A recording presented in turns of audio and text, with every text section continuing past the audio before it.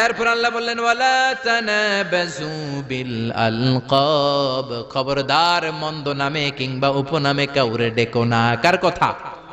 যার যে নাম ওই নামে ডাকতে বলেছে কে? মন্দ নামে ডেকো না। একজন লোকের বাবা ছিল চোর, আপনি কইলেন চোরের পোলা চোর, ও তো চুরি করে নাই, ওর বাবা ছিল চোর, ওর বাবার দোষ ওর কাঁধের মধ্যে লাগানো যাবে?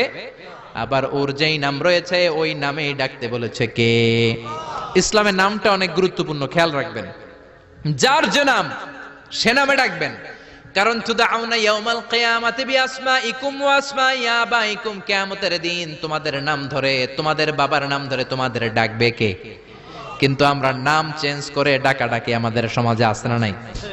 বাবা মা আদর করে ইসলামের প্রথম খলিফা তার নামের সাথে মিলিয়ে নাম রেখেছে আবু বকর, ওরা ডাকে বকইরা। কি ডাকে?